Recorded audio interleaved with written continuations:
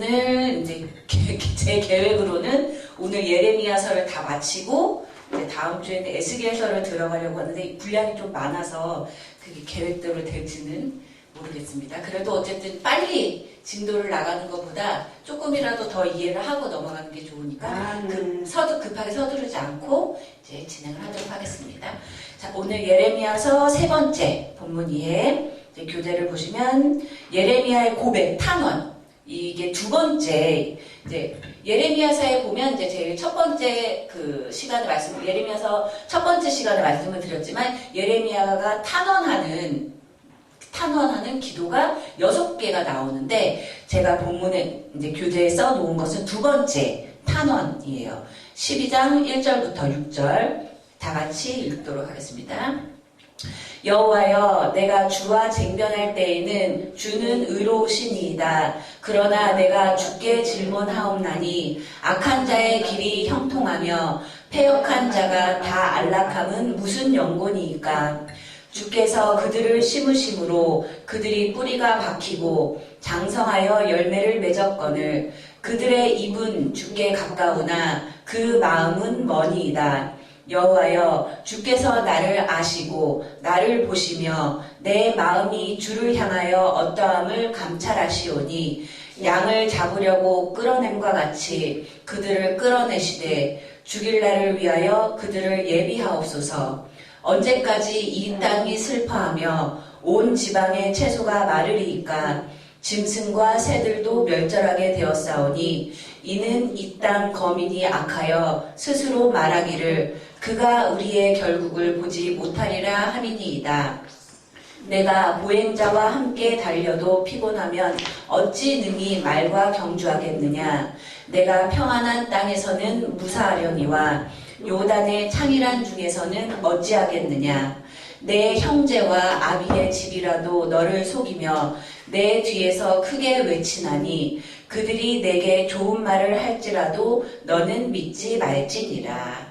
아멘. 지금 읽은 예레미야의 그 두 번째 탄원은 그 예레미야서를 다 읽어보셨으니까 아시지만 그 앞전에 11장 그 부분에 보면 11장 18절부터 이제 20절까지가 예레미야의 첫 번째 탄원이 나오는 거거든요. 그게 왜냐면 그 내용이 무슨 내용이냐면 예레미야의 고향이 아나돗이라고 말씀을 드렸잖아요. 그 아나돗 고향 사람들이 예레미야를 죽이려고 음모를 꾸미는 이야기가 11장에 나와요. 그런데 그 죽이려고 하는 그 음모를 주님이 먼저 예레미야에게 알게 하셔서 이제 그 위기에서 구하시는 내용이 나오는데 그 다음에 나오는 게 12장의 이 탄원이거든요. 이제 고향 사람들이 나를 죽이려고 음모를 꾸몄다는 걸 알게 된 예레미야의 심정이 어떻겠어요? 자기가 뭐 그 아나돗 사람들에게 잘못한 일이 있는 것도 아니고 그 사람들을 속이려고 했던 것도 아니고 그 사람들에게 했던 것이라고는 주님이 명령하신 대로 가서 주님이 전하라는 말씀을 전했던 것 뿐인데 자기를 죽이려고 했단 말이에요. 그러니까 예레미야 심정이 12장 1절부터 4절까지 탄식할 수밖에 없는 거예요. 그러니까 주님한테 묻는 거죠. 왜냐하면 주님이 하라는 대로 했을 뿐인데 그런 죽음의 위기를 겪게 되니까 주님은 의로우신 거 압니다. 그런데 주님한테 한 가지만 묻겠습니다. 아니 악한 자의 길이 저렇게 형통하며 패역한 자가 다 나보다 저렇게 잘 사는 것은 도대체 왜 그런 겁니까? 주께서 그들을 심으시고 그들이 뿌리가 박히고 장성하여 열매를 맺었건 근데 예레미야는 아는 거예요. 그 악인들이라고 할지라도 다 주님이 관장을 하고 계시다고 고백을 하는 거잖아요. 왜냐면 창세기 1장 1절에 나오잖아요. 온 천지 만물 모든 것을 주님이 만드셨다고 했잖아요. 창조하셨다고 했잖아요. 아니 그들도 주님이 다 만드신 자들인데 보세요 주님 그들이 입술로만 주여 주여 하고 주님을 잘 믿는 것처럼 얘기하고 거룩한 척하고 실상은 그 마음은 주님께 먼데 주님 왜 그들은 내비두시고 나만 주님이 날 보셔서 아시잖아요. 주님이 나를 아시고 내가 어떻게 사는 걸 보시고 계시고 내 마음이 주를 향해서 어떠한 것을 다 아시면서도 왜 나는 이렇게 고난을 당하게 하시고 입술로만 주여 주여 하는 저들은 안락하게 하십니까? 탄식을 할 수밖에 없는 거예요. 예레미야 입장에서는. 그죠? 우리가 인간적인 생각을 해보면 주님의 뜻대로 살겠다고 하는 사람들만 더 고난이 심해지는 거예요. 주님도 안 믿고, 자기 마음대로 살고, 여기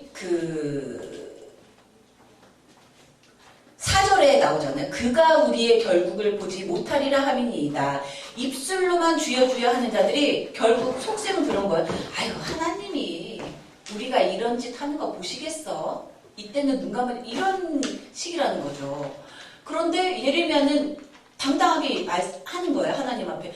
주님이 나를 아시고 나를 보시고 내 마음조차도 온전히 주를 향해 있는 것을 다 아시는데 왜 저들은 나보다 평안하게 잘 살고 패역한 저들은 안락하게 잘 살고 저들로 인해서 저 악인들로 인해서 주님께 범죄한 저들로 인해서 이 땅이 슬퍼하고 온 지방의 채소가 마르고 짐승과 새들도 다 망하게 생겼는데 왜 저들은 가만히 두시고 왜 저를 이렇게 매번 죽음의 위기를 당하게 하십니까? 하고 주님께 탄식하는 거죠. 탄원하는 거죠. 왜입니까? 그런데 주님이 대답이 5절, 6절 다시 한번 읽을까요? 시작. 내가 보행자와 함께 달려도 피곤하면 어찌 능히 말과 경주하겠느냐. 내가 평안한 땅에서는 무사하려니와 요단의 창이란 중에서는 어찌하겠느냐. 내 형제와 아비의 집이라도 너를 속이며 내 뒤에서 크게 외치나니 그들이 내게 좋은 말을 할지라도 너는 믿지 말지니라. 예레미야가 주님 어떻게 이럴 수가 있습니까? 얘기를 했잖아요. 4절까지. 그러면 이제 인간적인 생각으로는 그래 알지 너 주의 일을 위해서 내 일을 위해서 이렇게 애쓰다가 고난당한 거 알지 이렇게 위로하실 것 같은데 아니에요. 주님은 단호하신 거예요. 더 열심히 하라는 거예요.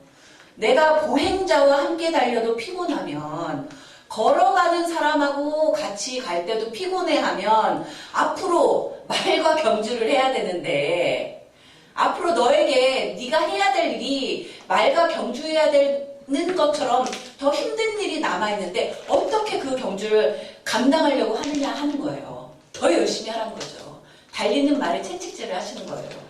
또 내가 평안한 땅에서는 무사하려니와 이렇게 죽음의 고비를 넘긴 예레미야에게 지금 네가 당하는 고난은 평안한 땅에서 사역하는 거나 마찬가지라는 거예요.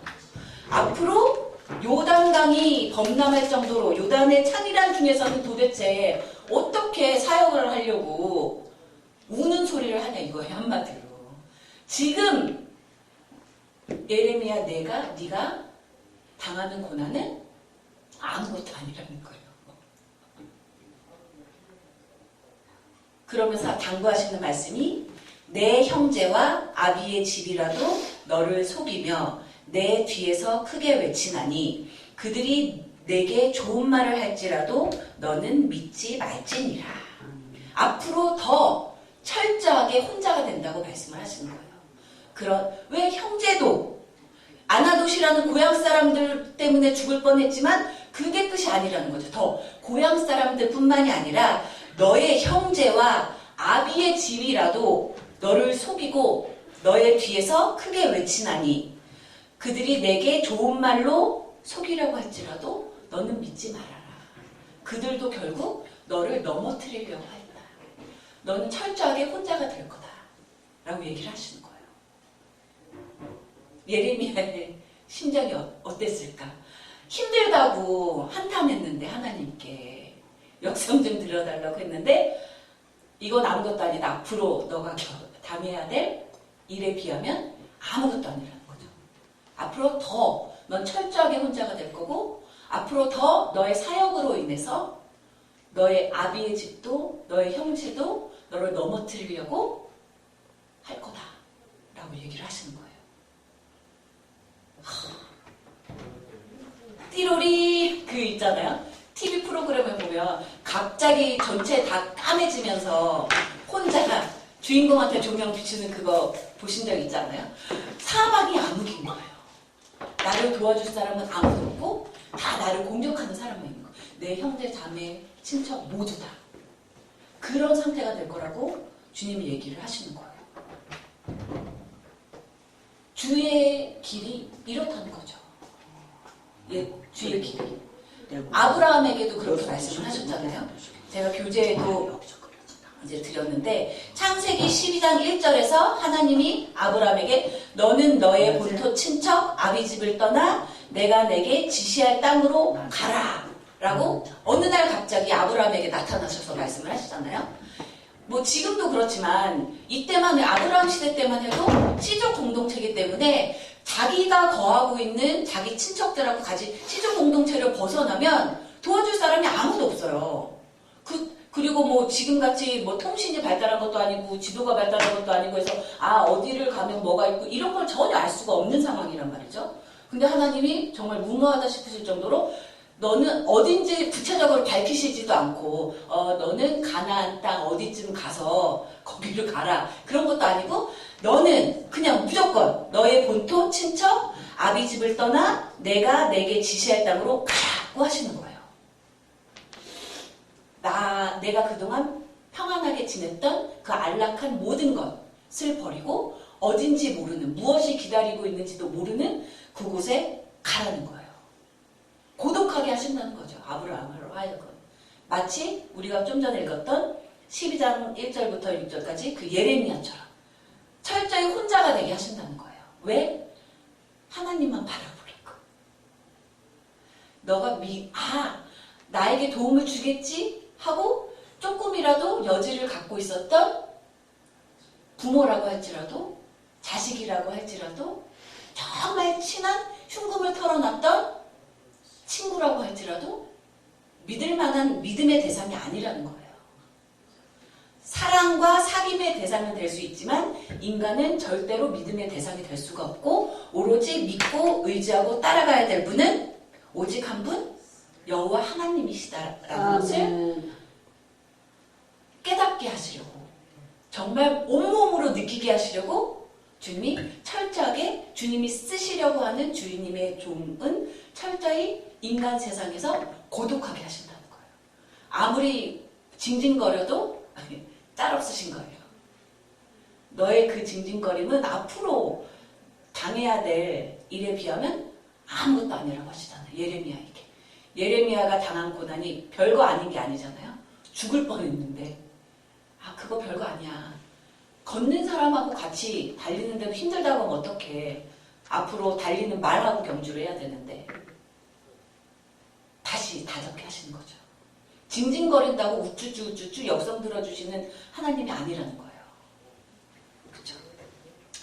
자, 여기서 실제적 무신론자라는 말이 나오는데 그 예레미야서에 보면 예레미야서뿐만이 아니라 이제 이사야서부터 시작하는 선지서들, 예언서들에 보면 하나님이 선지자들의 입술을 통해서 이스라엘 백성들에게 계속 하시는 말씀이 너희들은 나를 믿는 것처럼 입술로는 하고 나를 잘 믿는 것처럼 내 전에 와서 예물을 드리고 예배를 드리기는 하지만 실상은 너희 안에 내가 없다. 입술로만 주여 하는 자들이다. 라는 거예요. 실제로는 하나님을 믿지 않는 자들이라는 거죠. 실제적 무신론자들에 대한 비판을 선지자들이 끊임없이 하는 것을 알 수 있어요. 우리가 예언서들을 보면. 뭐 말이 실제적 무신론자들 어렵게 느껴지긴 하지만 실제로는 하나님이 없는 것처럼 사는 거예요. 뭐 주일날 예배를 드리러 오고 뭐 주일 성수를 잘하고 기도를 열심히 하고 밤낮으로 예배를 드리고 금식을 잘하고 성경 66권을 달달달 읽는다고 해서 진짜 하나님을 믿는 사람이냐?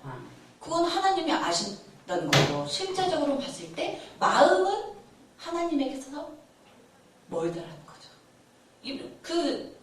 제가 계속 자주 말씀드리는 게 사람 눈은 잘 속일 수 있어요. 그러니까 사기꾼들한테 당하죠. 사람들 눈은 엄청 잘 속일 수 있어요. 내 속에 거룩함이 없지만 거룩한 척 위장할 수 있어요. 얼마든지. 그러나 하나님은 결코 속아 넘어가시지 않잖아요. 그죠? 그러니까 계속 선지자들이 얘기하는 게 너희들 하나님이 없는 것처럼 그렇게 살지 말아라. 입술로만 주여주여 하고 하나님이 없는 것처럼 무신론자처럼 그렇게 살지 말아라. 하나님은 너의 심령까지도 꿰뚫어 보시는 분이다 하고 얘기를 계속하는 거예요. 자, 그 다음 20장 7절부터 18절 이것은 이제 예레미야의 이제 마지막 예레미야서에 나온 예레미야의 마지막 6번째 탄원이라고 볼 수가 있는데 우리 20장 7절부터 10절까지 먼저 읽겠습니다. 교재에 있는 내용 시작.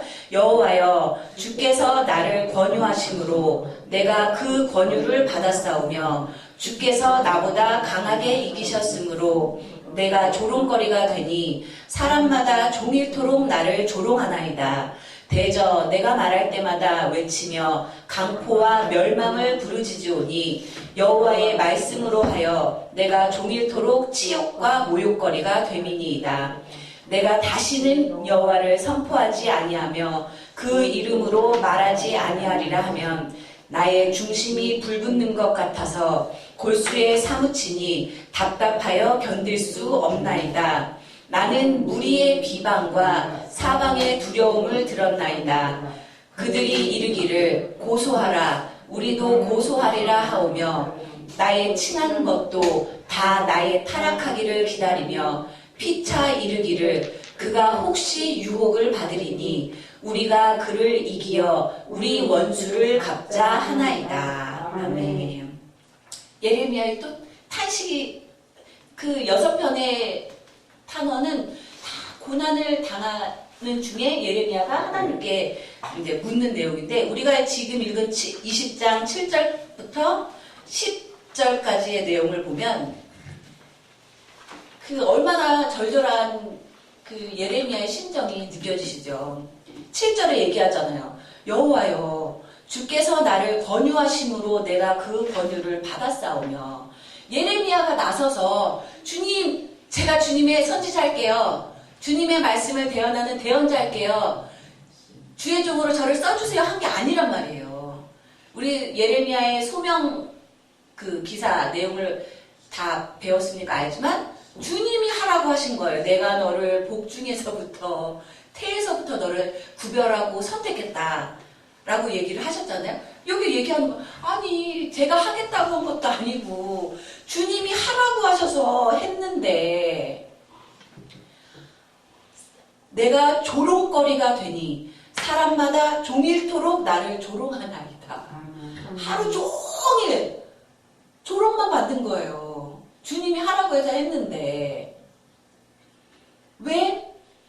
선포를 하라고 해서 주님의 말씀을 선포했는데 선포하는 내용이 강포와 너희들 못된 것들 주님 앞에 범죄한 것들 이 패역한 것들 너희들 그래서 주님이 너희들 심판하실 거야. 너희들 이 유다 왕국 멸망할 거야. 맨날 이 얘기만 하니까 맨날 하루 종일 조롱만 에이 저거 거짓말하는 거 맨날 여호와의 이름을 빙자해서 거짓말만 하고 불안만 조성하고 에휴 정신병자 같으니라고 하루 종일 1시간만 그 손가락질 당하고 조롱당해도 미쳐버릴 건데 하루 종일 사람들한테 조롱을 당하는 거예요. 멸시를 받고 내 예레미야 개인적인 그 행위나 예레미야가 뭐 사적으로 행한 일 때문이 아니라 단지 주님이 강권적으로 전하라고 하시는 말씀을 전했다는 이유 하나만으로 치욕과 모욕거리가 되민이다. 그것도 하루 종일. 그래서 예레미야도 사람이잖아요. 그렇죠? 예레미야도 위대한 선지자이기는 하지만 예레미야도 사람이니까 얘기하는 거 내가 다시는 여호와를 선포하지 아니하며 그 이름으로 말하지 아니하리라 하면 이게 내 인간의 힘으로 어쩔 수가 없다는 거예요. 주님이 전하라고 널 쓰시기로 작정했고 가서 전해라고 하시면 내가 인간적인 힘으로 전해봤자 또 듣지도 않을 텐데 전해봤자 또 손가락질만 당할 텐데 전해봤자 돌팔매질만 당할 텐데 안 할래 하고 안 할래 안 할 수가 없는 일이라는 거죠. 주님의 일은 나의 중심이 불붙는 것 같아서 골수에 사무치니 답답하여 견딜 수가 없나이다. 해서 다시 또 주님이 전하라고 하시는 말씀에 순종해서 전하면 무리의 비방과 사방의 두려움이 또 이제 야 고소해 너가 정말 하나님이 보낸 선지자 맞으면 고소해봐. 우리가 믿는 하나님의 이름으로 너 고소할 거야. 그런다는 거예요. 더군다나 나의 친한 것도 다 나의 타락하기를 기다리며 피차 이르기를 그가 혹시 유혹을 받으리니 우리가 그를 이기어 우리 원수를 각자 하나이다. 벗도 친척도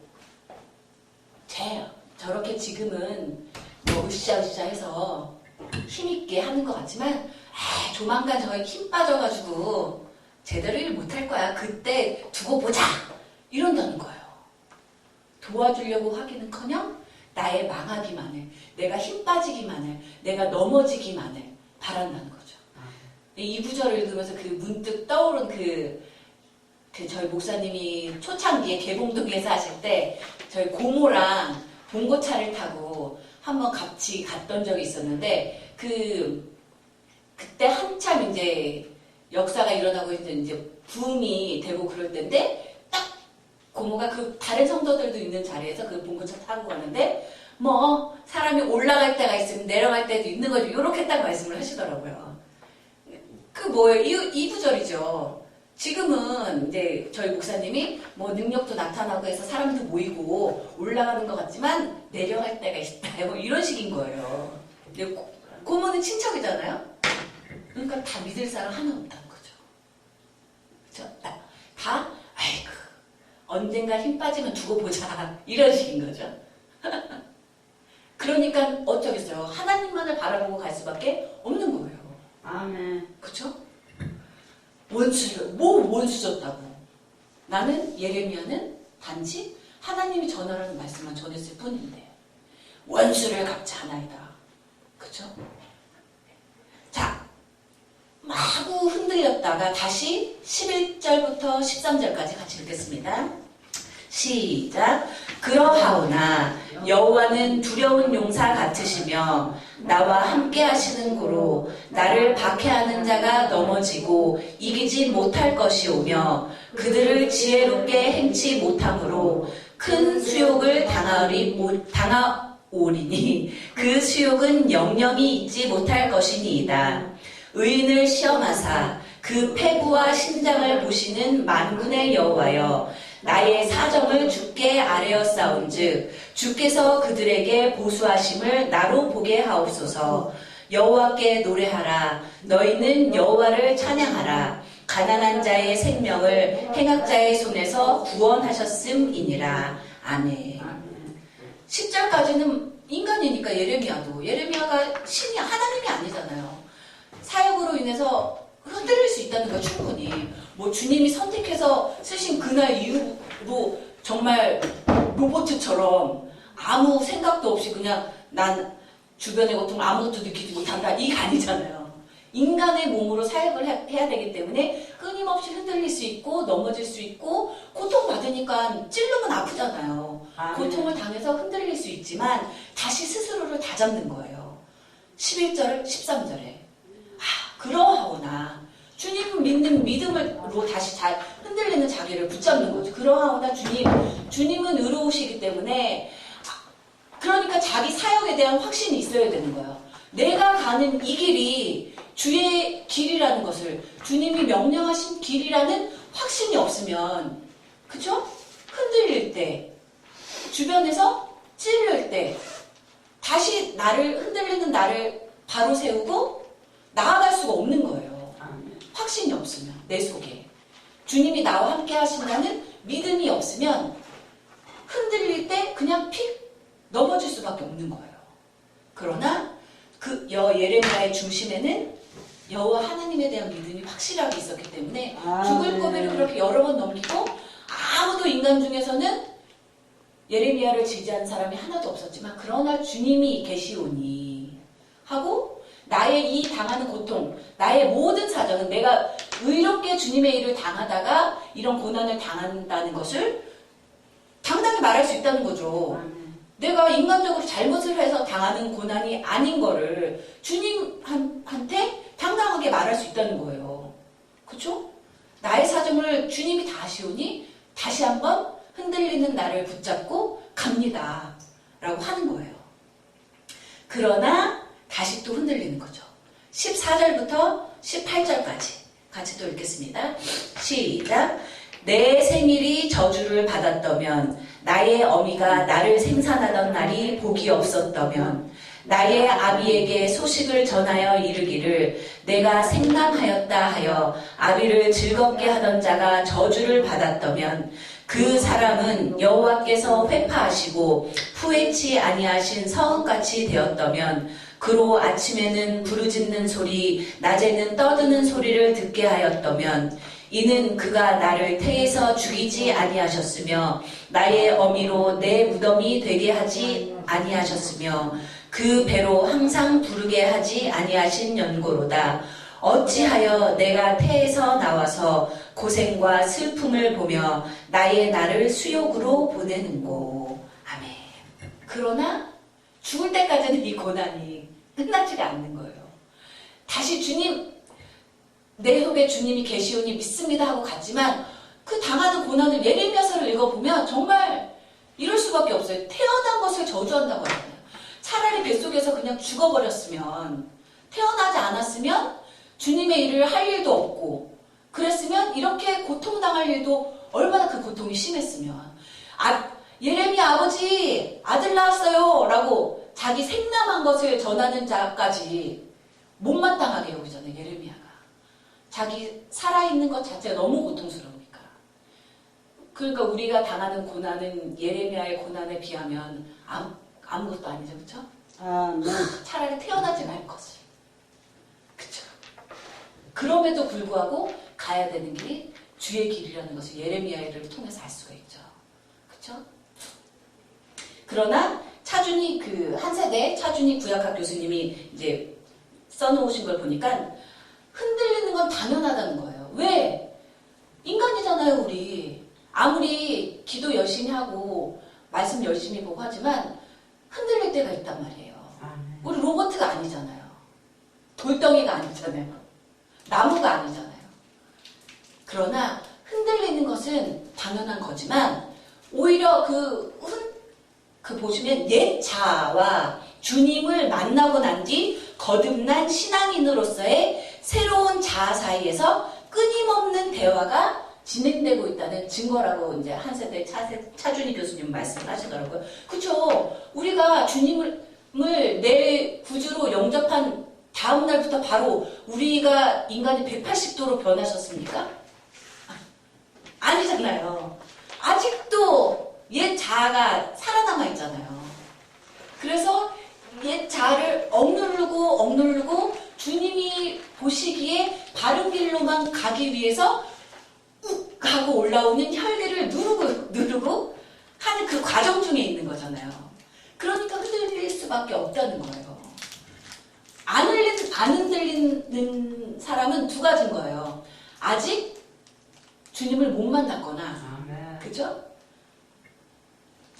첫 번째는 아직 주님을 못 만난 사람들. 세상 사람들은 흔들릴 일이 없죠.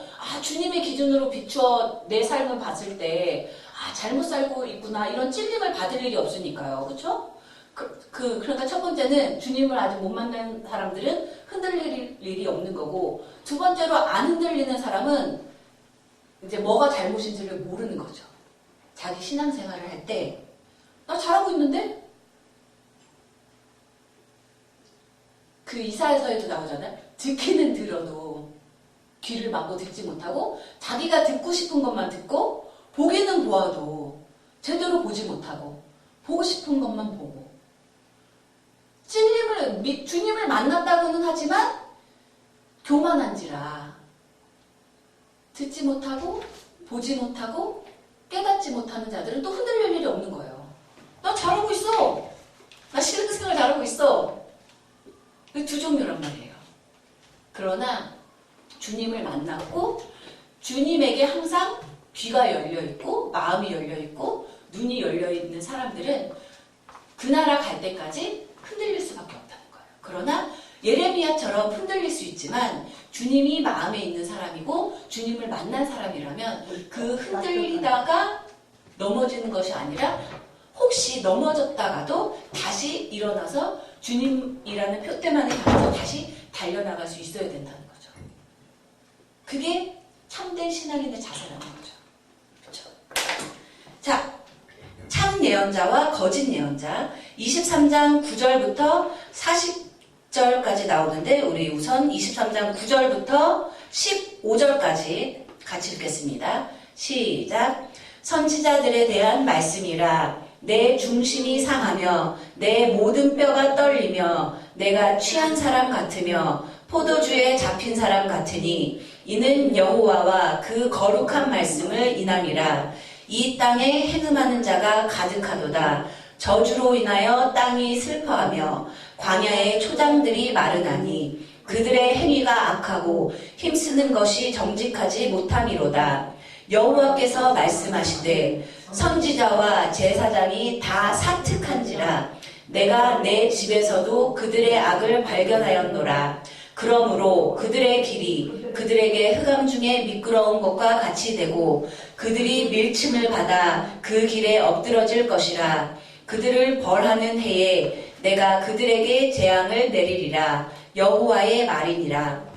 내가 사마리아 선지자들 중에 우매함이 있음을 보았나니 그들은 바알을 의탁하고 예언하여 내 백성 이스라엘을 그릇되게 하였고 내가 예루살렘 선지자들 중에도 가증한 일이 있음을 보았나니 그들은 간음을 행하며 행악자의 손을 굽게 하여 사람으로 그 악에서 돌이킴이 없게 하였은즉 그들은 다 내 앞에서 소돔 사람과 다름이 없고 그 거민은 고모라 사람과 다름이 없느니라.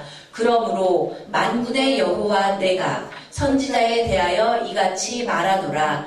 보라, 내가 그들에게 쑥을 먹이며 독한 물을 마시우리니 이는 사악이 예루살렘 선지자들에게로서 나와서 온 땅에 퍼짐이니라 하시니라.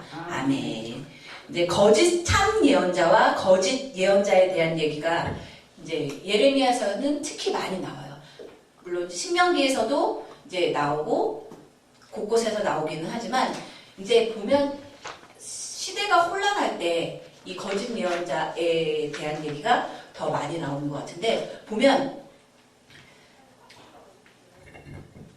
선지자들에 대한 말씀이라 내 중심이 상하며 내 모든 뼈가 떨리며 내가 취한 사람 같으며 포도주에 잡힌 사람 같으니 이는 여호와와 그 거룩한 말씀을 인함이라. 이것은 예레미야 같은 선지자를 말하는 거죠. 정말 여호와와 그 거룩한 말씀으로 인해서 때로는 취한 사람같이 때로는 내 모든 뼈가 떨리고 중심이 상하는 것 같은 고난을 당하지만 그래도 간다 하는데 문제는 이 땅에 행음하는 자가 가득하도다. 행음한다는 것은 뭐예요? 주님의 종은 주님만을 섬겨야 되죠. 근데 주의 종이라는 이름을 갖고 있으면서 하나님을 어쩔 때는 하나님을 섬기고 어쩔 때는 아수르가 힘이 더 많은 것 같네. 아수르 신을 아세라를 섬기기도 하고 바알을 섬기기도 하고 말둑 신을 섬기기도 하고 하늘의 여신을 섬기기도 하고 주의 종이라는 이름을 갖고 이 나오는 거예요. 11절에 여호와께서 말씀하시되 안 믿는 신앙이 연약한 평신도가 문제가 아니라는 거예요. 선지자라는 이름을 달고 있고 제사장이라는 직책을 갖고 있는 자들이 다 사특하다는 거예요. 그리고 교회 밖에서만 거짓 예언자, 이단들이 문제가 되는 게 아니라는 거예요. 11절에 나오잖아요. 내가 내 집에서도 그들의 악을 발견하였노라. 교회 안에서 목사라는 이름을 갖고 전도사라는 이름을 갖고 강도사라는 이름을 갖고 교회를 일구어가는 사람들 중에 주님이 보내시지 않은 거짓 선지자들이 있다는 거예요. 무서운 말씀이시죠. 우리 그 말이 맞는 거예요. 아, 교회 다니는 게 저래야 하지만 교회가 주님이 보실 때 이 시대에도 내가 내 집에서 그들의 악을 발견하였노라. 사역자들에게서. 그러니까 긴장을 늦출 수가 없겠죠. 그렇죠? 목사라고 하는데 정말 하나님의 뜻대로 사는 목사님이신가 아닌가 잘 분별을 할 줄 알아야 된다는 거예요. 교회 안에도 이미 많이 침투해 있기 때문에. 그러나 그들은 결국에는 주님께서 그들에게 재앙을 내리기는 하시지만 우리가 넘어지지 않으려면 그들을 잘 분별할 수 있어야 되겠죠. 그렇죠? 자, 13절에 보면 내가 사마리아 선지자들 중에 우매함이 있음을 보았나니. 사마리아 선지자라고 나올 때는 북이스라엘을 이제 얘기할 때 굳이 이제 사마리아 선지자, 북이스라엘에서 활동했던 선지자들 얘기를 하는 거예요. 북이스라엘은 이미 멸망했죠. 예레미야 시대 때. 사마리아 선지자들 중에 우매함이 있음을 보았나니. 우매.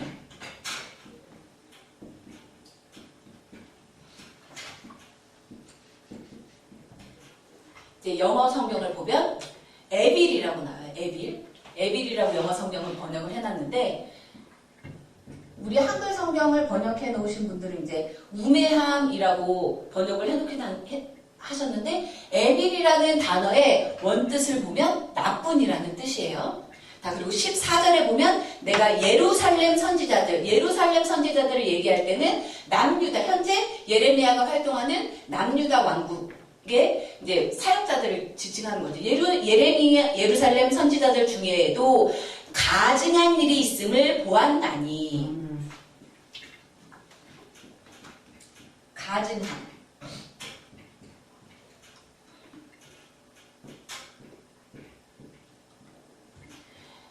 예루살렘 선지자들을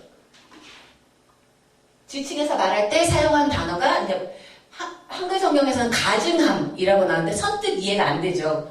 영어 성경을 보면 월스예요. 월스는 단어 본래 뜻이 무엇인고 하니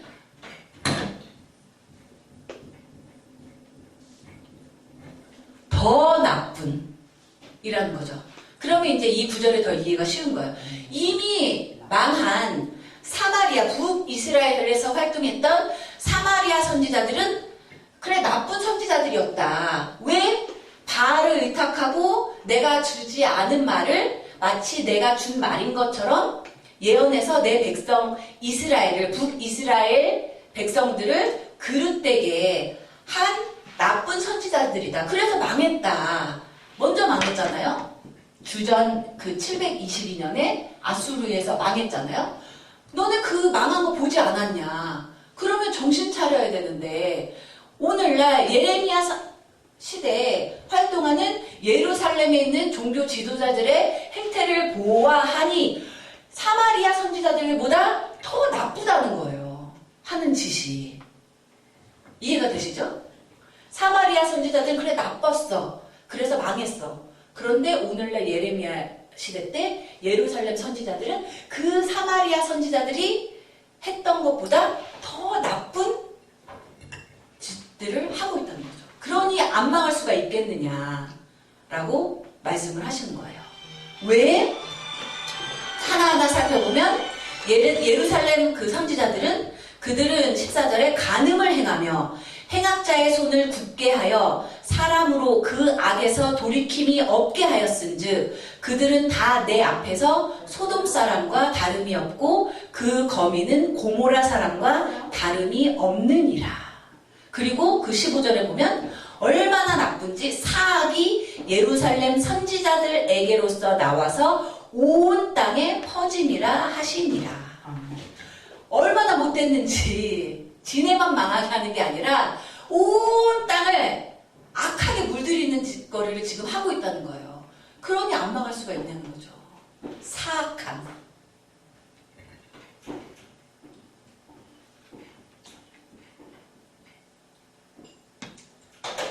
그쵸? 그 거짓 선지자들이 하는 짓이 그거죠. 자기만 망하는 게 아니라 남도 망하게 하는 짓을 하는 게 거짓 선지자들이잖아요. 지금 예루살렘 선지자들은 사마리아 선지자들도 그 못됐다고 하고 정말 해서 망했는데 그때보다도 더 못됐고 결국은 너희들만 망하게 하는 게 아니라 온 땅을 다 악으로 물들이는 짓거리를 지금 하고 있다는 거예요. 예루살렘에 있는 성전 안에서 주의 종이라는 이름을 갖고 있는 거짓 선지자들이. 무서운 일이죠, 그렇죠? 자, 우리 21절부터 28절까지 교재에 있는 내용 또 읽겠습니다. 시작. 이 선지자들은 내가 보내지 아니하였어도 다름질하며 내가 그들에게 이르지 아니하였어도 예언하였은즉 그들이 만일 나의 회의에 참여하였다면 내 백성에게 내 말을 들려서 그들로 악한 길과 악한 행위에서 돌이키게 하였으리라.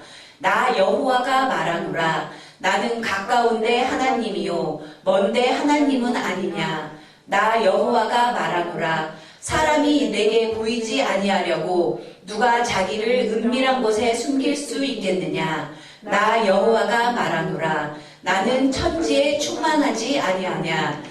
내 이름으로 거짓을 예언하는 선지자들의 말에 내가 몽사를 얻었다 함을 내가 들었노라. 거짓을 예언하는 선지자들이 언제까지 이 마음을 품겠느냐. 그들은 그 마음에 간교한 것을 예언하느니라.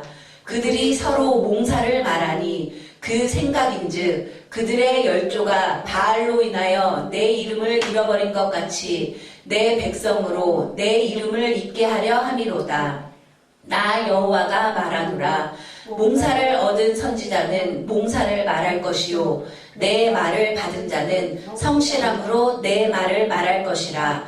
겨와 밀을 어찌 비교하겠느냐. 아멘. 아멘. 자, 거짓 선지자들은 참 그 성경 말씀이 재미있다고 하기는 참 그 위트가 있다고 할까요? 21절에 보면 이 선지자들은, 이 거짓 선지자들은 내가 보내지 아니하였어도 하나님이 가서 선포해라 라고 보내지 않았음에도 다름질하며 거짓 예언을 전하는데 엄청 분주하다는 거예요. 부지런하게 거짓 예언을 하는 거예요. 내가 그들에게 이르지 아니하였어도 예언하였은즉. 그러니까 우리 주변의 이단들을 봐도 그러잖아요. 엄청 부지런해요. 자기네들의 그 교리를 전하는데 엄청 하나님이 보셨을 때 쟤네 봐라. 내가 가서 예언하라고도 안 했고 내가 택하지도 않았는데 내가 택했다고, 나에게 택함을 받았다고 하고 내가 준 말이라고 하면서 저렇게 부지런히 헛소리를 해야 되네? 하신다는 거예요. 탄식하는 거죠. 주님이 22절. 그들이 만일 나의 회의에 참여하였다면, 그 이사야가 소명 받을 때 그 이사야서 6장에 보면 그 하늘회의, 천상회의에서 소명을 받는 얘기가 나오잖아요. 정말 저들이 내가 택한 종이라면 나의 회의에 참석했을 텐데, 그러면 내가 무엇을 전하기를 원하는지를 알았을 텐데 저들은 아니라는 거예요. 그러니까 악한 길로만, 악한 행위만 하게끔 저들이 전한다는 거죠. 거짓 선지자들이. 우리가 그 23절 9절이 되게 난해하더라고요. 저는 한글 성경으로 봤을 때 나 여호와가 말하노라. 나는 가까운데 하나님이요 먼데 하나님은 아니냐. 이 구절만 보면 개역 개정도 그렇고 개역 한글도 되게 선뜻 이해가 가시는. 저 이해가 안 돼서 그 영어 성경 번역을 봤더니 영어 번역으로 보는 게 더 이해가 쉬워요. 23절을 보면 나 여호와가 말하노라. 내가 한 곳에만 머물러 있는 하나님이냐. 그래서 그들이 내가 그들의 행위를 못 볼 것이라고 생각하느냐 라는 뜻이에요. 더 이해가 쉬우시죠? 마치 보면 성전 안에서 거짓된 선지자로, 거짓 제사장으로 성도들에게 거짓된 예언을 하는 사람들을 보면 마치 하나님이 이전에만 매여 있는 분이기 때문에 우리가 성전 밖으로 나가서 하는 행위는 하나도 못 보실 거야 하고 생활한다는 거예요. 영어 성경 번역을 보면 되게 이해가 쉽죠?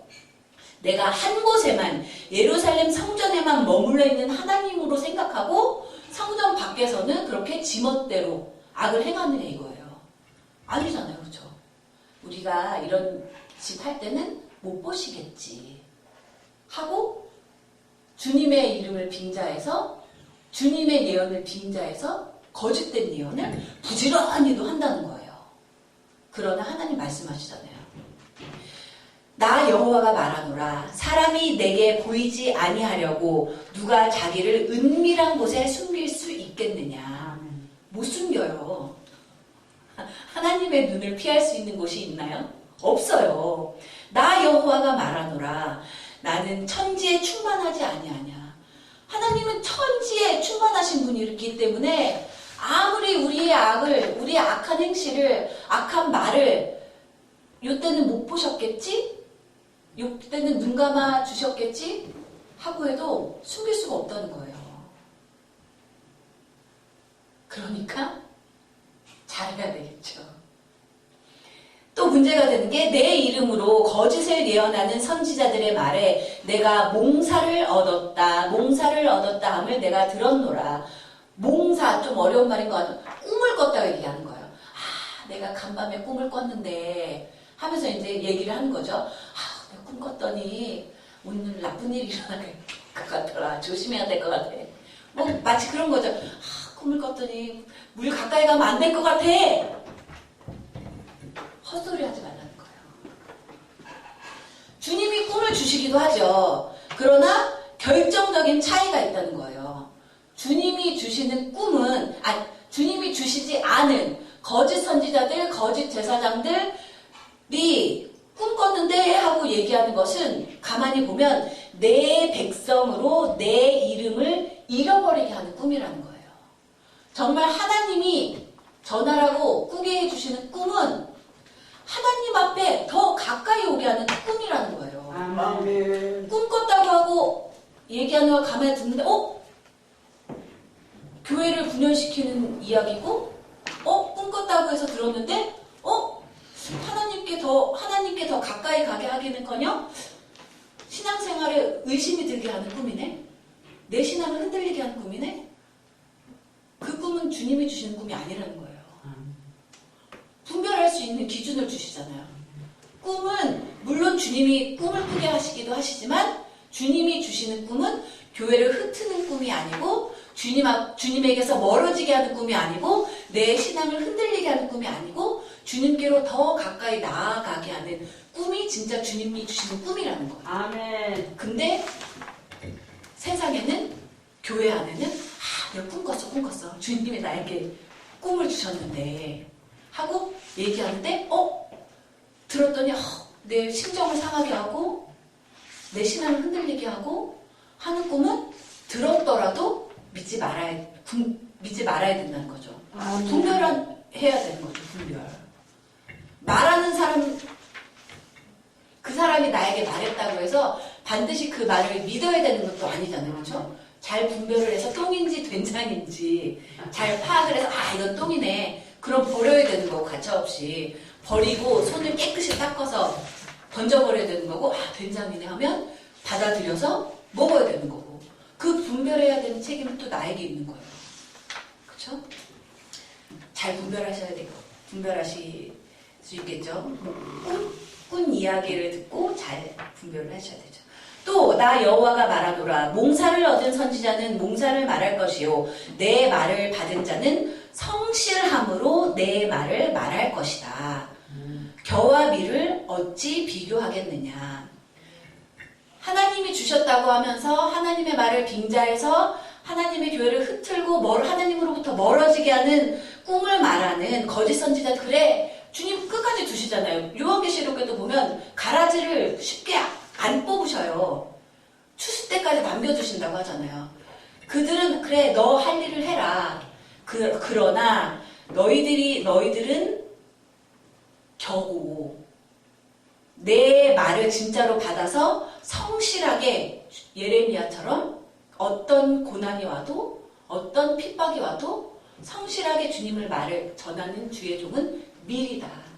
그 날에 알게 된다는 거예요. 그쵸? 자, 32절 같이 읽겠습니다. 시작. 나 여호와가 말하노라. 보라, 거짓 몽사를 예언하여 이르며 거짓과 헛된 자만으로 내 백성을 미혹하게 하는 자를 내가 치리라. 내가 그들을 보내지 아니하였으며 명하지 아니하였나니 그들이 이 백성에게 아무 유익이 없느니라. 아멘. 결국 지금은 잘 되는 것 같지만 예레미야 같은 선지자가 봤을 때 나는 진짜 주님이 전하라고 해서 전하는 건데 거짓된 말을 전하는 저 하나냐 선지자 같은 사람은 오히려 야 하나냐가 진짜 참 선지자다 하고 백성들한테 인기 만점인데 나는 진짜 주님의 말을 전하는데도 맨날 구덩이에 갇히고 죽을 뻔하고 악한 자들을 정말 주님 언제까지 두고 보시겠습니까 하고 탄식할 수밖에 없는 일들이 벌어지지만 결국에는 그날에는 주님이 치신다고 하시잖아요. 거짓 선지자들은. 내가 치리라. 내가 그들을 보내지 아니하였으며 명하지 아니하였나니 그들이 이 백성에게 아무 유익이 없느니라. 그러니까 우리가 그 찬송도 있잖아요. 낙심하지 말고 넘어지고 쓰러지고 그럴 때가 있지만 다시 오뚜기처럼 일어서서 가면 좋은 끝이 있다고 하잖아요. 정말 내가 가는 길이 주의 길이라는 확신과 믿음으로 달려나가면. 그쵸? 그때까지 가야죠. 그쵸? 이 자리에 왔으면. 자, 그 다음 29장 1절부터 제가 7절까지만 적어놨는데 우리 1절부터 13절까지인데 먼저 쭉 읽을게요. 1절부터 13절까지 시작. 선지자 예레미야가 예루살렘에서 이 같은 편지를 느부갓네살이 예루살렘에서 바벨론으로 옮겨간 포로 중 남아있는 장로들과 제사장들과 선지자들과 모든 백성에게 보내었는데 때는 여고니아 왕과 국모와 황관들과 및 유다와 예루살렘 방백들과 목공들과 철공들이 예루살렘에서 떠난 후라. 유다 왕 시드기야가 바벨론으로 보내어 바벨론 왕 느부갓네살에게로 가게 한 사반의 아들 엘라사와 힐기야의 아들 그마랴의 손에 위탁하였더라. 일러스되 만군의 여호와 이스라엘의 하나님, 내가 예루살렘에서 바벨론으로 사로잡혀 가게 한 모든 포로에게 이같이 이르노라. 너희는 집을 짓고 거기 거하며 전원을 만들고 그 열매를 먹으라. 아내를 취하여 자녀를 생산하며 너희 아들로 아내를 취하며 너희 딸로 남편을 맞아 그들로 자녀를 생산케 하여 너희로 거기서 번성하고 쇠잔하지 않게 하라. 너희는 내가 사로잡혀 가게 한 그 성읍에 평안하기를 힘쓰고 위하여 여호와께 기도하라. 이는 그 성이 평안함으로 너희도 평안할 것임이니라. 만군의 여호와 이스라엘의 하나님이 이같이 말하노라. 너희 중 선지자들에게와 복술에게 혹하지 말며 너희가 꾼 바 꿈도 신청하지 말라. 내가 그들을 보내지 아니하였어도 그들이 내 이름으로 거짓을 예언함이니라. 여호와의 말이니라. 나 여호와가 이같이 말하노라. 바벨론에서 70년이 차면 내가 너희를 권고하고 나의 선한 말을 너희에게 실행하여 너희를 이곳으로 돌아오게 하리라. 나 여호와가 말하노라. 너희를 향한 나의 생각은 내가 아나니 재앙이 아니라 곧 평안이요 너희 장래에 소망을 주려 하는 생각이라. 너희는 내게 부르짖으며 와서 내게 기도하면 내가 너희를 들을 것이요 너희가 전심으로 나를 찾고 찾으면 나를 만나리라. 아멘. 이것은 이제 예레미야의 편지라는 제목을 붙일 수가 있는데 1차로 이제 남유다 왕국이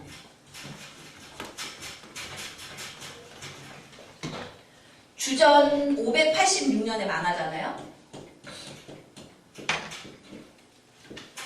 이제 586년 시드기야 왕 때 이제 완전히 명하는데 망하기 전에 1차로 점령을 한 상태예요. 그러니까 그 나라 왕도 있고 나라 형태가 있기는 한데 이제 식민 지배를 받고 있는 거죠, 바벨론에. 그래서 망하기 전에 1차로 597년에 1차 7년에 포로로 잡아가요. 보면 2절에 때는 여고니아 왕과 국모와 환관들과 및 유다와 예루살렘 방백들과 목공들과 철공들이 예루살렘에서 떠난 후라. 여기에서 여고니아 왕으로 나온 왕은 여호야긴 왕이에요. 여호야긴 왕 누군지 아시죠? 여호야 이제 김의 아들이죠. 여호야김은 또 누구 아들이에요? 요시야의 아들이죠.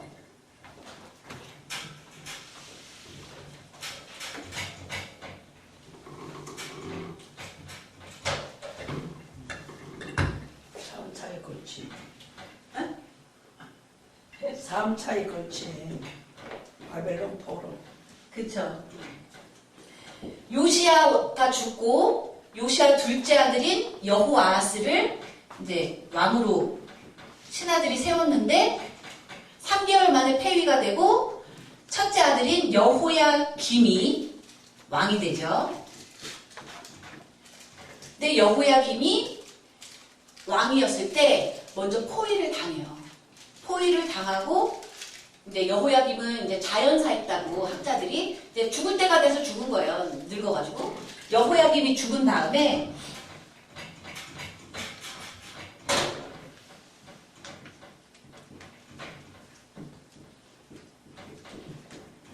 이걸 잘 기억하셔야 돼요. 에스겔도 이제 예레미야가 끝나고 들어가는 에스겔서의 역사적인 배경이 요때 겹치는 부분이 있어요.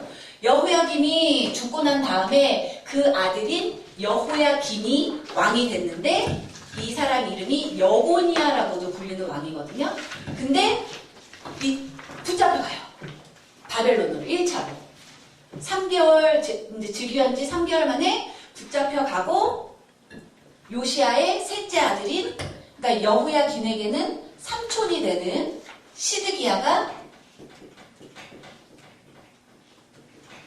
왕이 되고 시드기야 때 유다 왕국이 망하죠.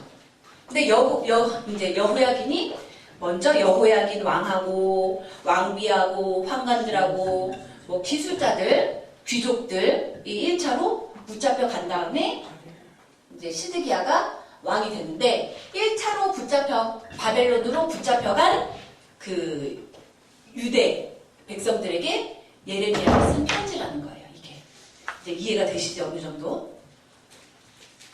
자, 그 편지를 왜 보냈는고 하니 4절에 만군의 여호와 이스라엘의 하나님 내가 예루살렘에서 바벨론으로 사로잡혀가게 한 모든 포로에게 이같이 이르노라. 너희는 집을 짓고 거기 거하며 전원, 밭하고 과수원을 만들고 그 열매를 먹으라. 아내를 취하여 자녀를 생산하며 결혼도 하고 자식도 놓고 거기서 번성하고 쇠잔하고 너희는 내가 사로잡혀 가게 한 그 성읍에 평안하기를 힘쓰고 위하여 여호와께 기도하라. 거기서 금방 돌아올 거라는 생각에, 왜냐하면 이제 조금 이따가 읽겠지만 당시에 거짓 선지자들은 이제 유대에도 예루살렘 그 땅에도 있었고 이제 여기에도 나오지만 그 포로로 잡혀간 선지자들 중에는 또 거짓 선지자들이 또 있는 거, 어디에나 그 가라지는 있는 거예요. 그래서 19절에서 그들은 내가 그들을 보내지 아니하였어도 그들이 내 이름으로 거짓을 예언함이니라. 그 8절에 너희 중 선지자들에게와 복술에게 혹하지 말며 너희가 꿈바 꿈도 신청하지 말라. 그 포로지까지 쫓아간 또 거짓 선지자들이 또 있는 거예요. 어쨌든 그들에게 이제 혹하지 말라고 하시는데 1차로 이렇게 넘어가고 나니까 포로로 가고, 포로 된 사람들 입장에서는 우리나라 생각하면 일본이 우리를 또 쳐들어왔을 때 일본으로 가게 된, 좀 더 이제 오면, 왜 우리 6.25 전쟁 나고, 북한으로 잠깐 이제 간 사람들이 금방 다시 남한으로 내려올 줄 알고, 잠깐 볼일 보러 북한에 갔다고 하잖아요. 그 임시로 있을 줄 알고, 근데 결국 못 돌아온 것처럼, 이처럼 만약에 너희들이, 느부갓네살 왕 때문에 바벨론 수도, 바벨론 제국의 수도인 바벨론으로 잡혀갔는데, 거짓 선지자들이 말하는 것처럼 하나님이 2년도 안 돼서 우리 땅으로 예루살렘으로 돌아오게 하실 거야 라고 그 당시에 거짓 선지자들이 얘기를 했단 말이에요. 예레미야서를 다 읽어보셨으니까 아시지만 만약에 그 말을 믿으면 뭐 어차피 이제 돌아갈 건데 여기 바벨론 남의 나라 땅인데 대충 살다가 가지 뭐 금방 갈 건데 이렇게 불성실하게 살 수도 있단 말이에요. 허송세월 보내고 그럴 수 있다는 걸 충분히 아시기 때문에 예레미야를 통해서 편지를 보내서 말씀하시는 거죠. 너희 곧 못 돌아와. 너희를 바벨론으로 포로로 잡혀가게 하신 분도 하나님이셔. 느부갓네살 왕이 아니고 하나님이 바벨론이 믿는 신보다 말뚝 신보다 힘이 없어서 남유다를 포위시키고 남유다의 왕과 백성들을 포로로 잡혀가신 게 아니야. 너희들을 포로 되게 하신 분도 하나님이시라는 거예요. 그럼 이제 생각을 바꿔야죠. 하나님이 왜 우리를 포로로 바벨론 땅에 오게 하셨을까? 생각을 바꾸고 이 바벨론 포로지에서도 열심히 살아야 되겠구나 얘기하잖아요. 대충 하지 말고 집도 짓고 밭도 일구고 과수원도 일구고 거기서 나는 소산물을 먹으면서 성실하게 자녀도 낳고 그 성읍이 우리를 잡아온 우리의 원수 망해버려라 이게 아니라 이 성읍이 평안하기를 기도하면서 70년간 열심히 살으라는 거예요. 선뜻 이해가 안 되죠. 인간적인 생각으로 보면 우리를 망하게 한 바벨론이 평안하기를 기도하라고? 빨리 당장 우리를 회복시켜 주셔도 이 모자를 판에 70년을 거기서 그 성읍이 평안하기를 기도하면서 살으라고? 이해가 안 되죠. 인간적인 방법으로는. 그러니까 인간적인 생각으로는 주님의 그 크신 계획을 알 바가 없으니까 거짓 선지자들만 더 이제 득세를 하는 거예요. 제가 교환에 써놓은 28장 1절부터 4절까지 같이 읽겠습니다. 시작. 이해 유다왕 시드기야에 즉위한 지 오래지 않은 해 곧 4년 5월에 기브온 아술의 아들 선지자 하나냐가 여호와의 집에서 제사장들과 모든 백성 앞에서 내게 말하여 가로되 만군의 여호와 이스라엘의 하나님이 이같이 말씀하여 가라사대 내가 바벨론 왕의 멍에를 꺾었느니라.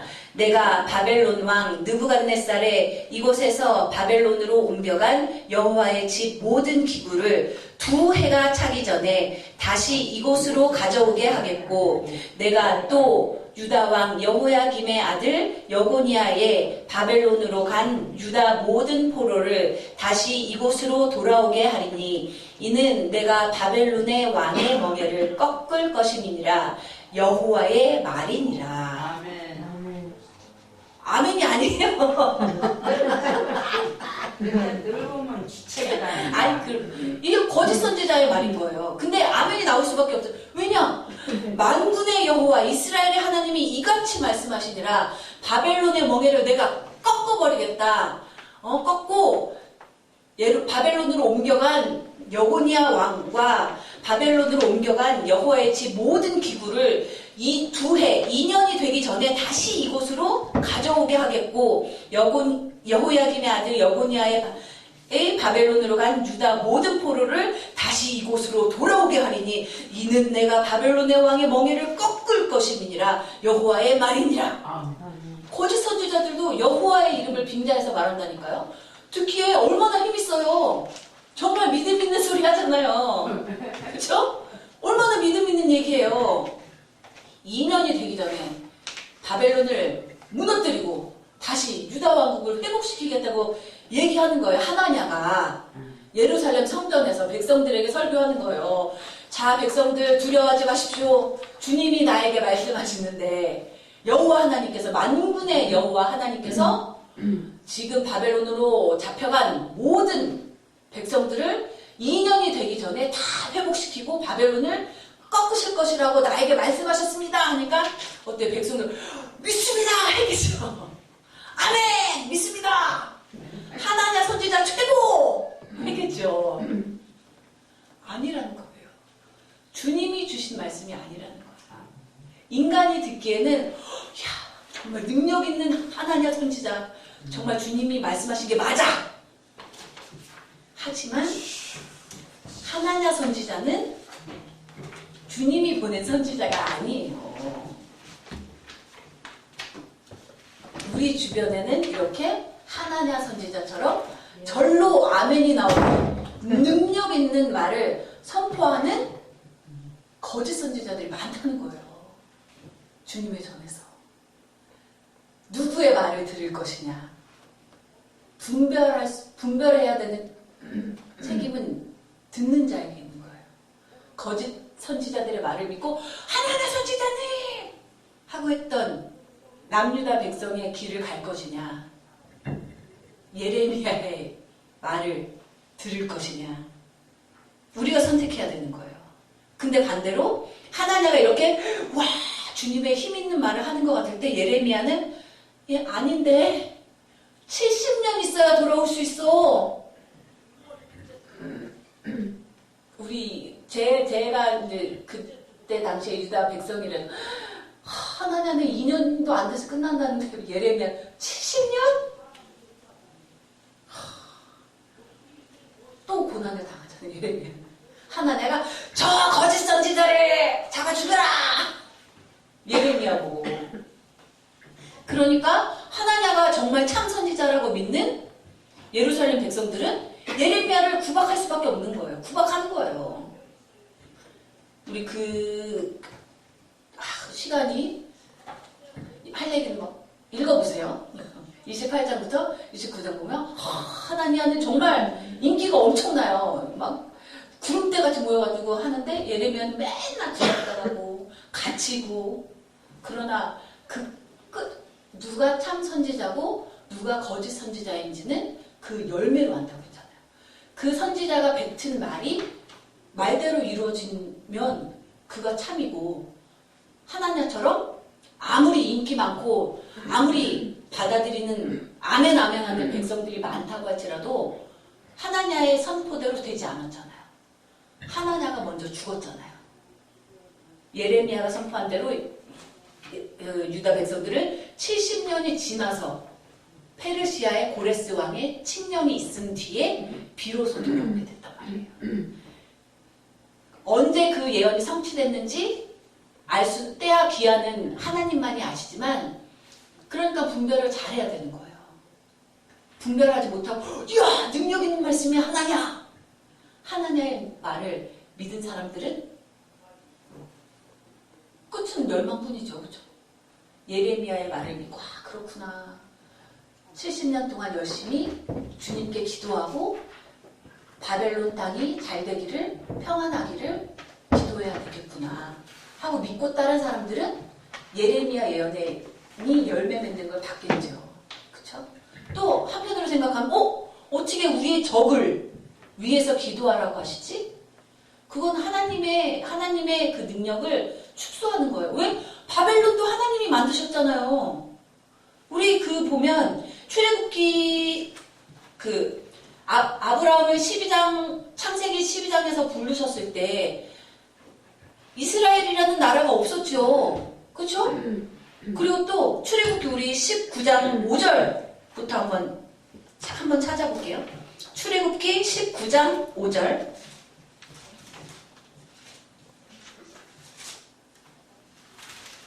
출애굽기 19장 5절 하고 6절.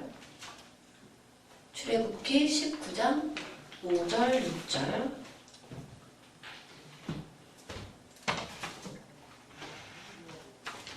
찾으셨어요? 있으면 읽어주세요.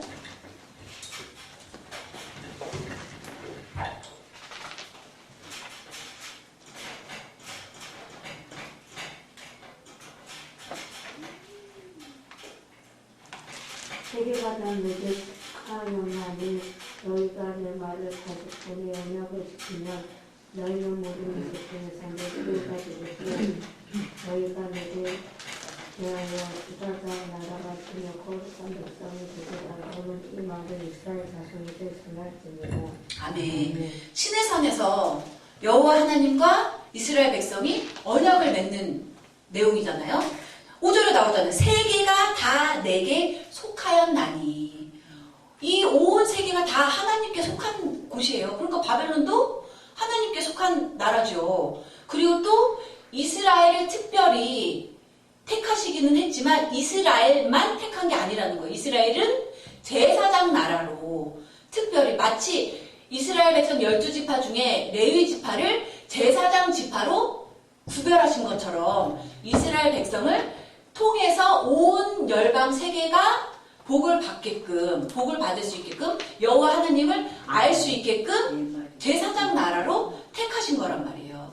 그런데 이스라엘 백성들은 그 큰 하나님의 뜻을 거기까지는 깨닫지를 못하고 하나님, 여호와 하나님은 우리만 복 주시는 분이고 우리만 하나님께 택한 사람들이고 그런 편협한 사고에 갇혀 있었단 말이에요. 그런데 예루살렘에 있는 예레미야가 바벨론 포로지에 있는 포로들에게 보낸 편지를 통해서 다시금 깨우쳐 주는 거죠. 아니다. 너희들이 거하고 있는 그 바벨론 땅도 하나님 땅이야. 그러니까 너희들은 맨 처음에 너희들에게 시내산에서 하나님과 계약을 맺을 때 너희들에게 주신 임무, 제사장 나라로서의 임무를 감당하게끔 하나님이 바벨론으로 너희를 보내신 것을 깨달으라고 편지를 보낸 거예요. 너희들은 제사장 나라니까 아직 하나님, 여호와 하나님을 알지 못하는 바벨론 사람들에게 여호와를 전하는 역할을 하라는 거죠. 그 뜻을 깨달으라는 거예요. 그런데 거짓 선지자들은 아니야, 하나님은 우리만 사랑해. 우리만, 유다 왕국만 사랑하시는 하나님이고 유다 왕국만 복 주시는 분이야. 그러니까 2년이 되기 전에 우리를 회복시킬 거야. 라고 하니까 그 선지자만 인기가 높아져. 그러나 예레미야는 처음 부르시기를 열방의 선지자로 부르셨잖아요. 이스라엘만 복 주기 위해 선택한 선지자가 아니라 열방을 복 주기 위해 택하신 선지자란 말이에요. 예레미야. 그러니까 예레미야는 우리만 하는 우리만 복 주라고 해 라고 원하는 남유다 백성들이 보기에 좀 간첩이죠. 빨개. 간첩이에요. 바벨론을 위해서 기도하라고 하고. 그렇잖아요. 너희들이 느부갓네살을 통해서 너희들을 심판하시는 거야 라고 하고. 그러니까 당시 우리만 복 받을 건데 라고 생각하고 있는 남유다 백성의 관점으로 봤을 때는 예레미야는 핍박받을 수밖에 없는 거죠. 그러나 참 선지자는 누구였다? 예레미야였다. 는 거죠. 우리도 그러니까 예레미야가 쭉 예언서를 다 읽어보셨지만 예레미야만큼 결혼도 못하고 고난받은 선지자가 없어요. 그래서 예레미야 선지자를 그리스도의 모형이라고도 하잖아요. 참, 과연 우리는 예레미야처럼 할 수 있을까? 그런데 자, 이게 새 언약. 제가 책판에 써놨는데 베릿 하다샤 새 언약에 대한 얘기가 이제 나와요. 이제 여러 구약 학자들이 예레미야서 31장 31절부터 34장은 예언서들 중에 또한 예레미야의 예언 중에 엑기스다라고 얘기를 해요. 핵심이다 라고 얘기를 하는데 우리 같이 읽어봅시다. 시작. 나 여호와가 말하노라. 보라, 날이 이르리니 내가 이스라엘 집과 유다 집에 새 언약을 세우리라. 나 여호와가 말하노라. 이 언약은 내가 그들의 열조의 손을 잡고 애굽 땅에서 인도하여 내던 날에 세운 것과 같지 아니할 것은 내가 그들의 남편이 되었어도 그들이 내 언약을 파괴하였음이니라. 나 여호와가 말하노라. 그러나 그날 후에 내가 이스라엘 집을 세울 언약은 이러하니 곧 내가 나의 법을 그들의 속에 두며 그 마음에 기록하여 나는 그들의 하나님이 되고 그들은 내 백성이 될 것이라. 그들이 다시는 각기 이웃과 형제를 가리켜 이르기를 너는 여호와를 알라 하지 아니하리니 이는 작은 자로부터 큰 자까지 다 나를 알미니라. 내가 그들의 죄악을 사하고 다시는 그 죄를 기억지 아니하리라. 여호와의 말이니라. 아멘. 새 언약에 대한 얘기가 이제 나와요. 예레미야는 여기서 새 언약은 옛 언약과 다르다는 것을 이제 보여주고 있는데, 보면 이제 렘케라는 학자가 잘 표현을 했어요. 옛 언약은 우리가 그 좀 전에 읽은 출애굽기 그 19장이 옛 언약을 맺는 내용이잖아요. 출애굽기 19장 5절부터 우리가 읽었는데, 옛 언약은 돌판에 새겨진 언약이죠. 돌판에 주님이 새겨가지고 주신 언약이잖아요. 그리고 7절에 보면 모세가 와서 백성의 장로들을 불러 여호와께서 자기에게 명하신 그 모든 말씀을 그 앞에 진술하니 백성이 일제히 응답하여 가로되 여호와의 명하신 대로 우리가 다 행하리이다. 모세가 백성의 말로 여호와께 회보하매. 옛 언약을 맺을 때도 강제적으로 맺은 게 아니에요. 모세로부터 하나님이 우리 하나님이 되고 우리는 그의 백성이 되고 이 언약을 지키면 되는구나 다 했을 때 일제히 맺겠습니다. 주님의 백성이 되겠습니다 하고 맺은 언약이 옛 언약이란 말이에요. 모두가 다 오케이 찬성해서 맺은 언약임에도 불구하고 그 언약을 누가 파괴했어요? 이스라엘이 파괴했어요. 내가 그들의 열조의 손을 잡고 애굽 땅에서 인도하여 내던 날에 세운 것과 같이, 이제 새 언약은 그것과 같지 아니하는데, 왜냐? 내가 그들의 남편이 되었어도 그들이 내 언약을 파괴하였음이니라. 그렇게 그 시내산에서 언약을 맺은 이후로 오늘날 예레미야 시대에 이르기까지 이스라엘 백성들이 한 일이라고는 언약을 어기는 일밖에 없었다는 거예요. 주님은 늘 그 계약에 신실하셨는데, 그래서 주님이 또 타직하는 말씀들이 예언서에 많이 나와. 내가 너희들에게 도대체 뭘 잘못했길래? 나는 늘 언약에 신실했고 너희들에게 좋은 상품 포도주를 심었고 너희들을 적과 꿀이 흐르는 땅으로 인도했고 너희들에게 좋은 것만 해줬는데도 불구하고 너희들은 왜 그러냐 도대체? 하셨다는 거예요. 몰라요. 그리고 말씀하셨잖아요. 내가 꾸준히 나의 종들을 보내서 너희들이 가고 있는 길이 잘못된 길이다. 내 언약을 파괴하는 일이다. 올바른 길로 돌아와라. 내 앞으로 돌아와라. 그렇게 얘기했음에도 불구하고 안 하니 옛 언약이 깨질 수밖에 없다는 거예요. 인간의 잘못을 위해서. 그러면 여호와 하나님도 속 썩지 말고 그냥 끝내버리면 되는데, 하나님은 얼마나 좋으신 분인지 옛 언약을 그렇게 발로 차버렸음에도 불구하고 주님은 새로운 언약으로, 이 하다샤가 뉴라는 뜻이거든요. 하다샤, 베리트, 계약. 그 신약 성사할 때 뉴 테스타먼트 하잖아요. 새로운 계약.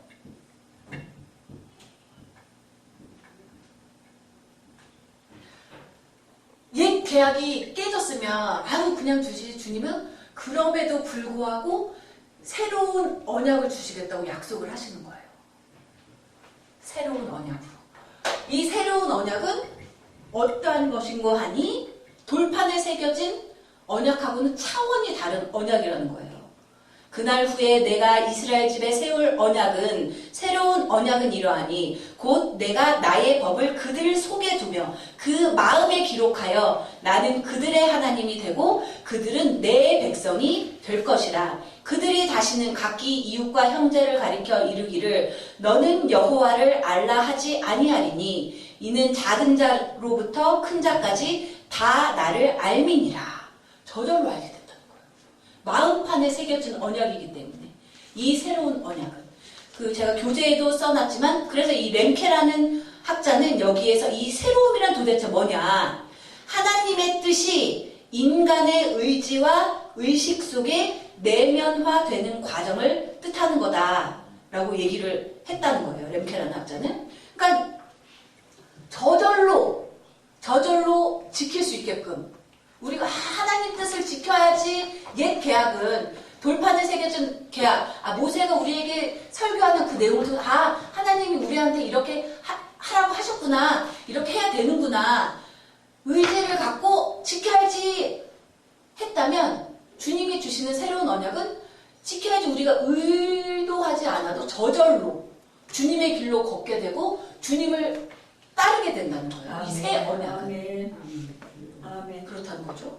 그럼 얼마나 강력한 거예요? 아멘. 그래서 또 아브라함 헤셸 교재에 있어요. 헤셸이라는 그 학자는 이 새 언약을 언급하고 있는 이 31장 이 구절을 예레미야 예언의 극치라고 했는데, 왜냐? 이 새 언약은 모든 죄를 다 용서받고 이스라엘을 완전히 변화시키는 것이며 하나님께서 새 마음을 주심으로 영원히 파기되지 않는 계약이 될 것이기 때문이다 라고 했다는 거예요. 아멘.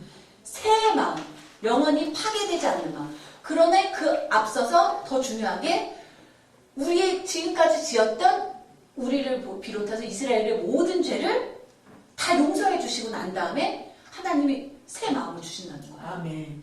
이건 깨어질래야 깨어질 수가 없는 거예요. 아멘. 돌판에 새긴 것이 아니기 때문에. 아멘. 우리 마음판에 세워진 것이기 때문에.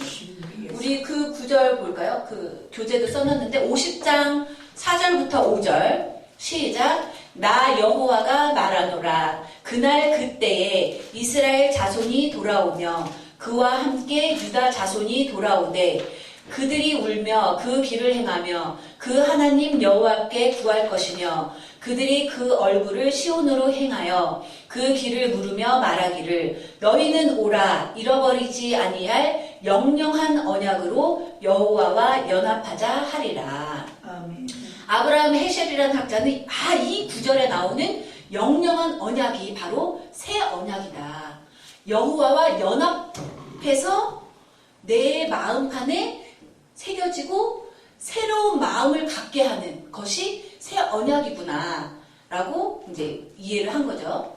아브라함 헤셸이라는 학자는. 또 이제 브라이트라는 학자가 이 새 언약에 대해서 이제 풀어놓은 것을 보면 옛 언약은 시내산 계약을 뜻하는데 이스라엘 백성은 그 계약을 지키지 않아서 이 언약이 깨졌고, 그러나 그럼에도 불구하고 하나님은 포기하지 않으시고 모세 계약을 은혜로, 오직 은혜로 회복시켜 주시고 더 좋은 새 언약을 맺으시겠다고 말씀하고 계시다는 거예요. 오직 하나님의 은혜로. 우리가 정말 거룩해져서 새 언약을 맺게 되는 게 아니라 오직 하나님의 은혜로. 아멘. 그쵸?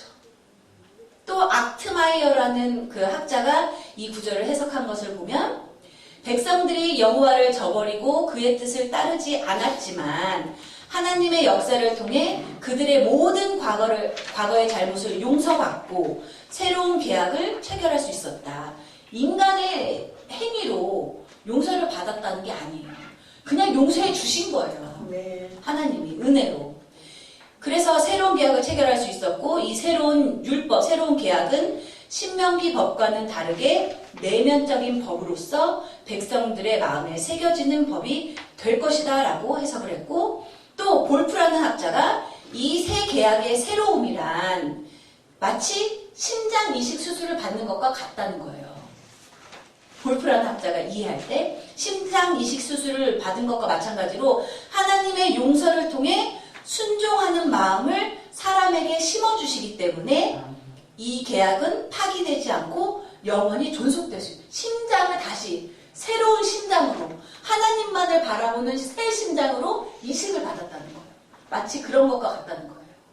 그래서 파기되지 않는 영원한 계약이 된다는 거고, 또 와인페트라는 학자가 보면 31장 33절에 내가 나의 법을 그들 속에 두며 할 때 쓰인 동사가 히브리어로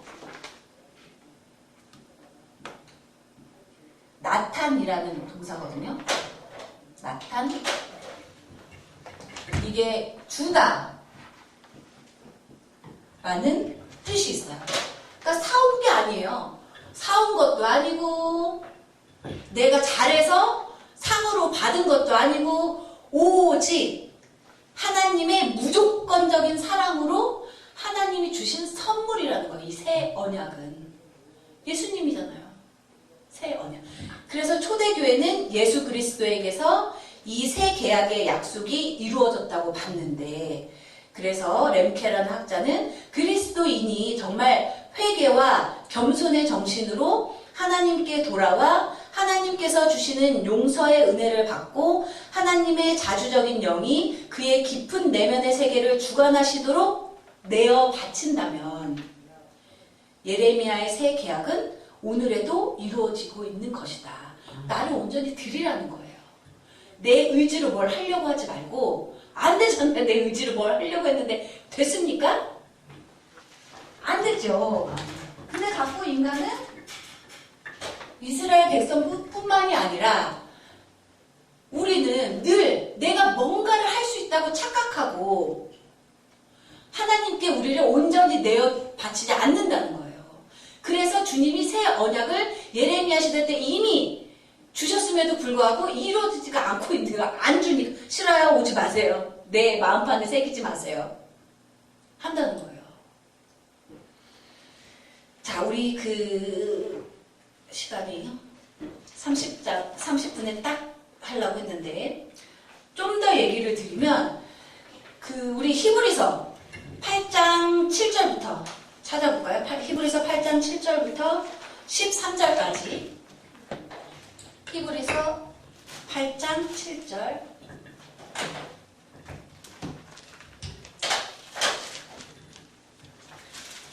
교재도 있어요. 찾기 어려우신 분 교재를 보시면 돼요. 히브리서 8장 7절부터 13절까지 읽겠습니다. 시작. 저 첫 언약이 무흠하였다면 둘째 것을 요구할 일이 없었으려니와 저희를 허물하여 일렀으되 주께서 가라사대 볼지어다 날이 이르리니 내가 이스라엘 집과 유다 집으로 새 언약을 세우리라.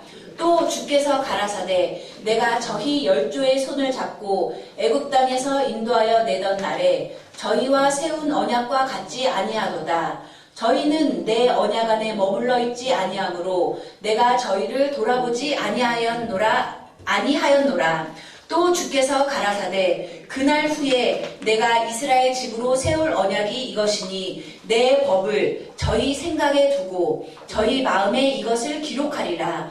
나는 저희에게 하나님이 되고 너희는 내게 백성이 되리라.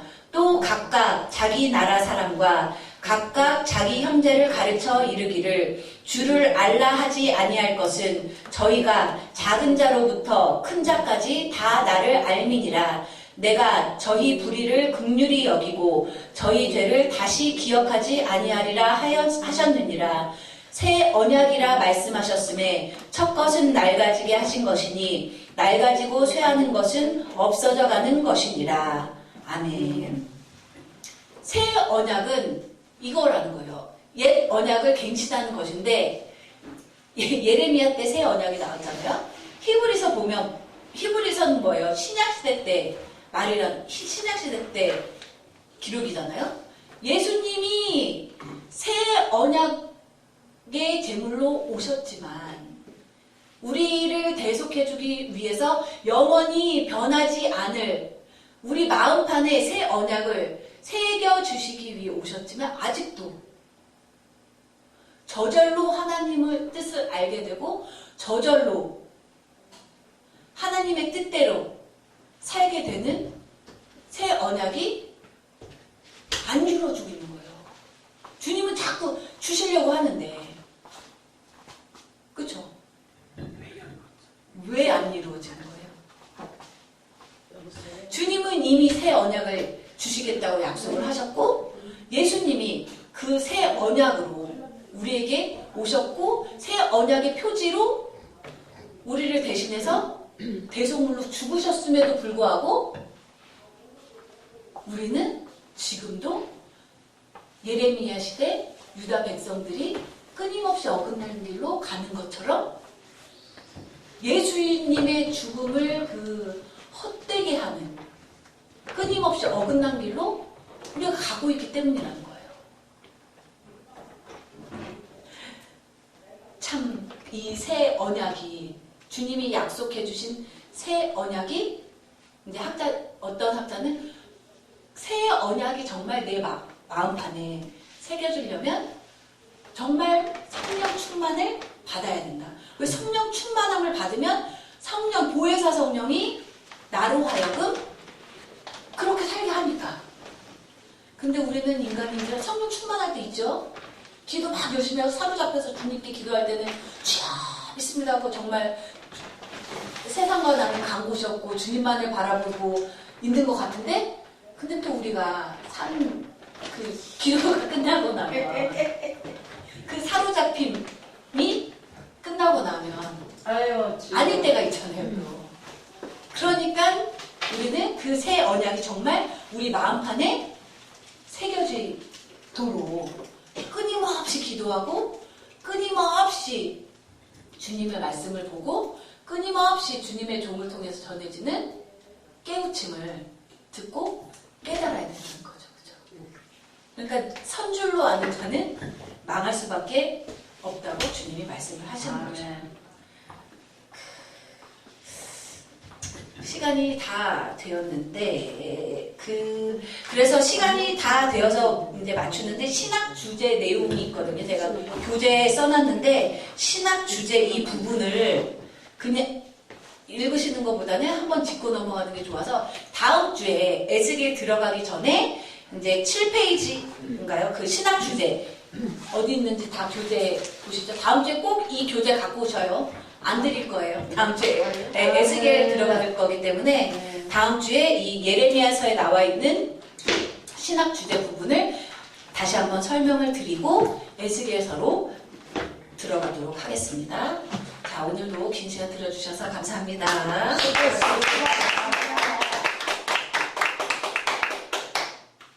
이거 이제 그대로 소리 듣네. 이거. 모범생이에요, 우리 은하 집사님. 진짜. 은하 집사님만 보고 하는데. 맞아요.